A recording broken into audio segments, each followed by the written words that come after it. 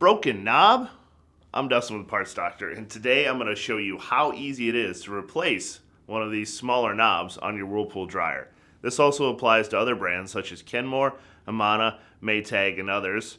It's super simple, so let's save some money and do the repair ourselves.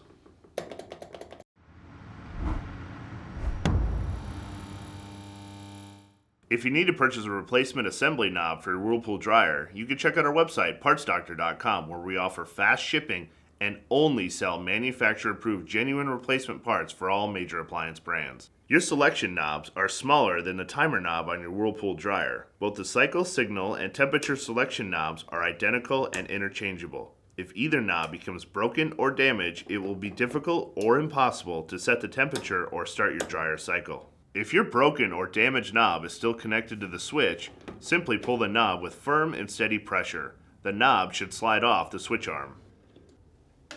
If it is difficult to grip your broken knob, you can slide something like this paracord behind the knob and use it to slowly pull the knob off.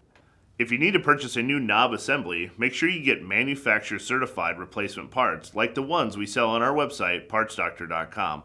We'll leave a link in the description below. You want to make sure you're searching with a model number from the tag on your dryer to make sure you get the correct part. You want to be sure that after your knob has been removed that the D-shaped metal ring called the control knob clip is not on your switch control arm. Often, if you're having trouble installing your replacement knob, it may be because when your original knob broke, it left the retention clip behind.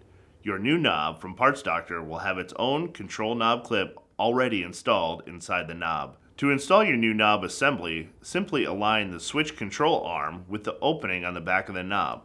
The control arm is shaped like the letter D to ensure that you install the knob in the proper orientation. Once aligned, apply steady but straight on pressure until the knob is fully seated on the control arm. Your switches should now operate as normal. And that's it, you've completed the repair. We love to hear your success stories, so throw any hints, tips, or tricks that you found along your journey down in the comments below. And if this video helps save you money on your repair, consider hitting like and subscribe so this video can reach more DIY people like you. I'm Dustin from Parts Doctor, and until next time, thanks for watching.